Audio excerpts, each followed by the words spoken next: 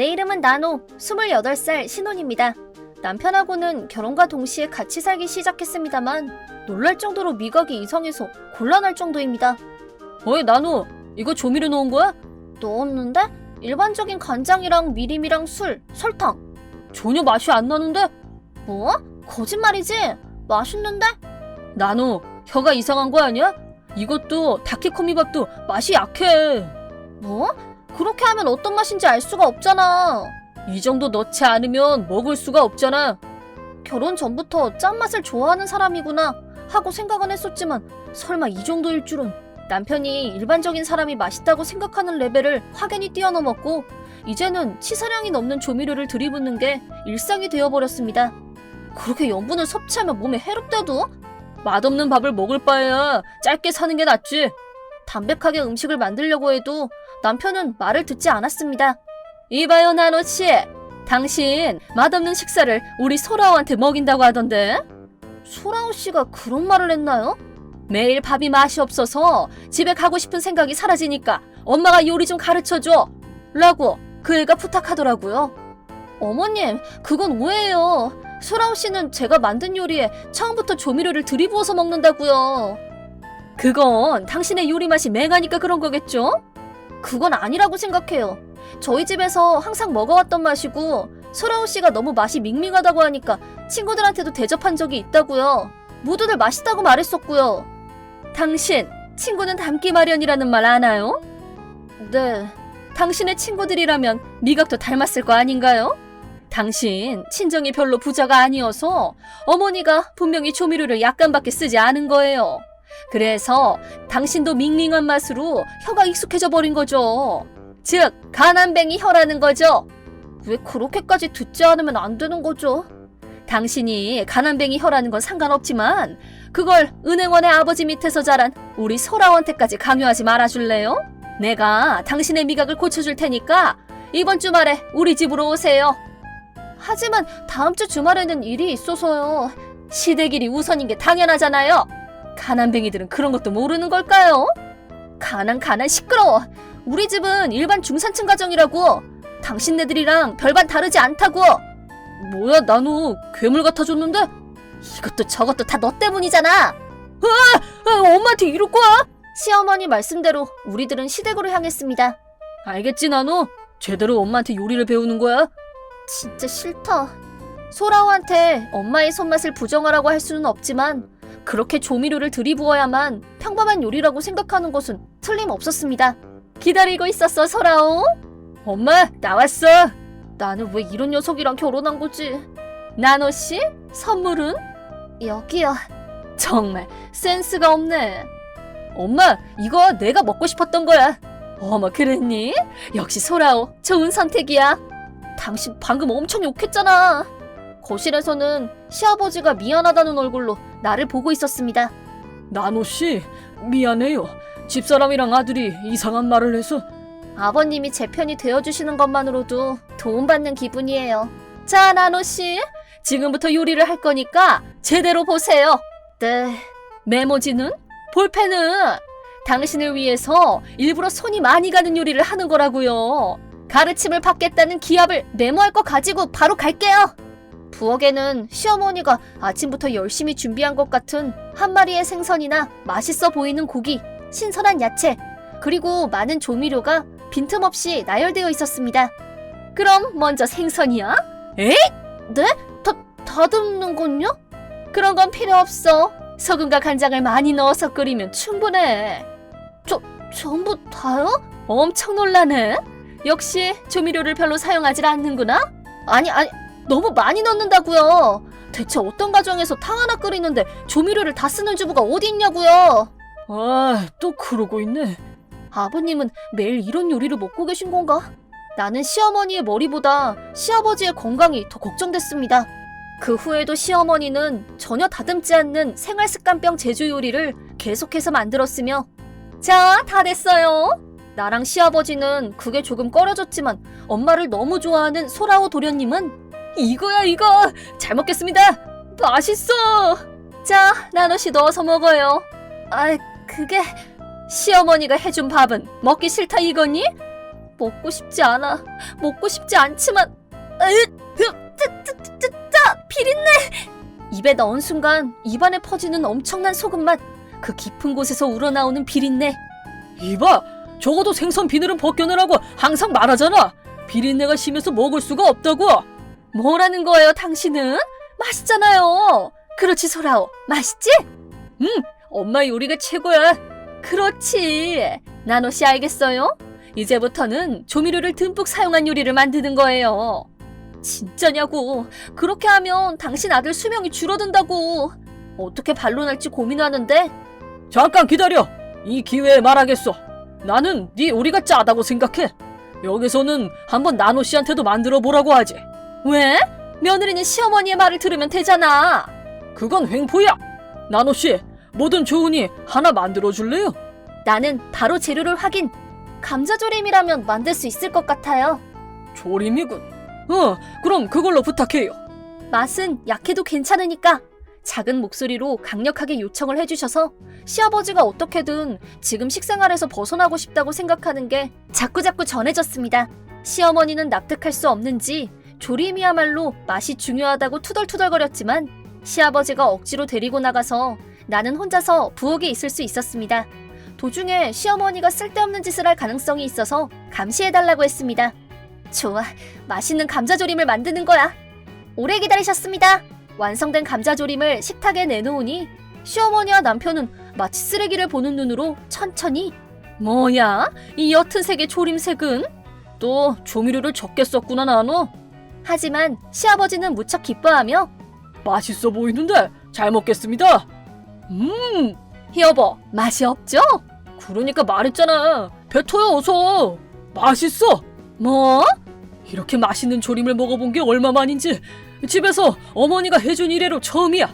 확실히 맛이 좀 약하지만 소스가 제대로 스며들어서 맛이 깊어졌어. 간단하게나마 막국물을 만들어봤어요. 엄마, 막국물을 만들어야만 하는 거야? 그런 건 조미료를 많이 넣으면 필요 없어. 그리고 이 당근이랑 감자 큼직큼직하게 썰었는데도 제대로 익었어.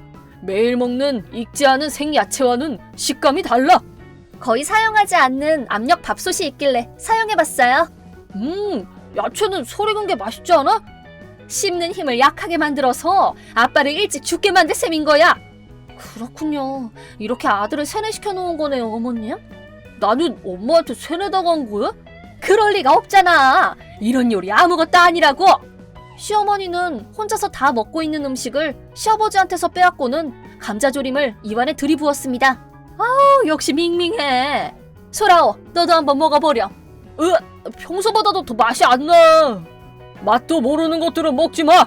맛도 모르는 것들이라고요? 남편한테 프라이드에 금이 가서 시어머니의 분노는 끝까지 치솟았습니다. 나는 맛을 모를 리가 없어. 이상한 건 당신들이라고. 이 가난뱅이들아. 그리고 시어머니는 바로 여러 사람들한테 연락을 돌리기 시작했습니다. 실례합니다. 기다리고 있었어. 방문한 이들은 비교적 가까운 곳에 사는 남편 쪽의 친척들이었습니다. 어머님, 이건 대체 무슨 일이죠? 모두한테 우리들의 음식을 먹이고 누구 음식이 더 맛있는지 대결해보는 게 어떻겠니? 그랬더니 멤버를 본 시아버지가 항의를 하며 목소리를 높였습니다. 잠깐 기다려. 친척이라고 해도 니네 친척들밖에 없잖아. 그러면 나노 씨는 불리한 거나 다름없지.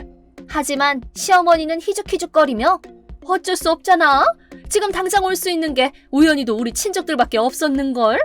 이 사람 분명히 자기한테 유리한 사람들한테만 연락한 게 틀림없어. 시댁에서 갑자기 감자조림을 만드는 애잖아. 이 정도 핸디캡은 아무것도 아니겠지?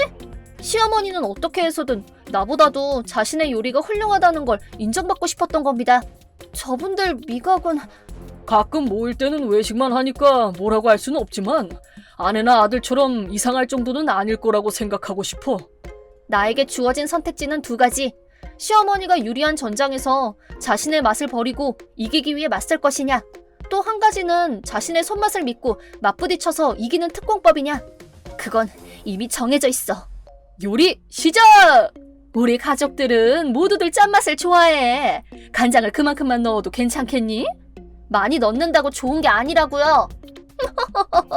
이거면 요리를 내기도 전에 결과는 뻔히 보이는걸? 나는 엄마가 알려준 맛을 믿기로 했습니다.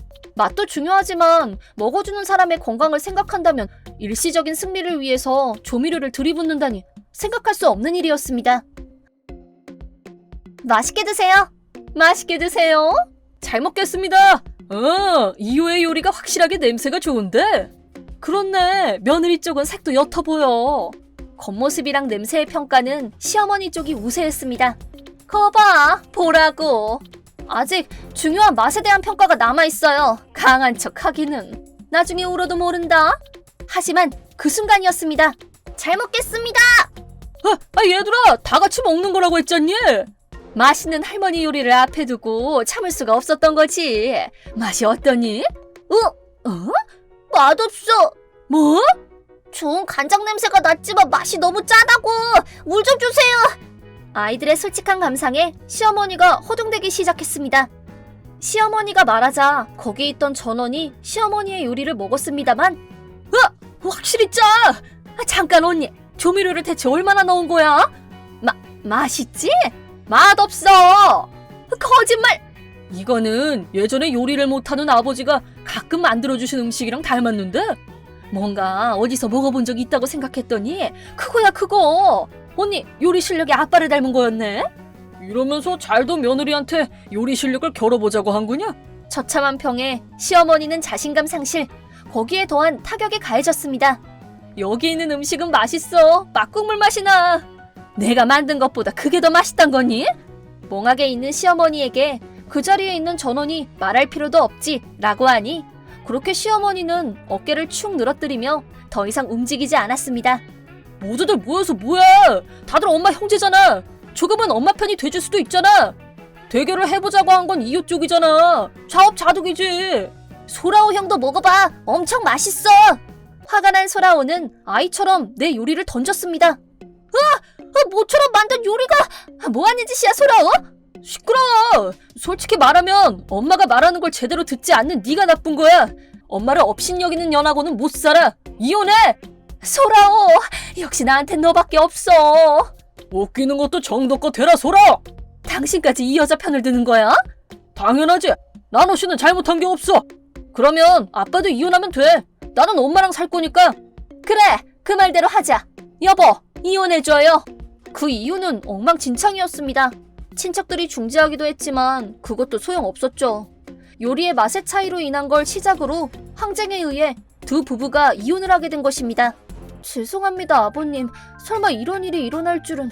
신경 쓰지 않아도 돼. 그런 밥을 계속 먹었다간 내 수명이 줄어버릴 테니까. 집은 전업주부였던 시어머니한테 넘기고 시아버지는 약간의 집만 들고 직장에서 가까운 원룸으로 이사했습니다. 한편 나도 남편과 살고 있던 임대주택을 떠나 새로운 생활을 시작했습니다. 그 후에 시아버지랑 친해져서 가끔 같이 식사를 하기도 합니다. 1년 후 어느 날 사정이 있어서 우리 집으로 시아버지가 찾아와서 내가 만든 요리를 대접할 때의 일입니다.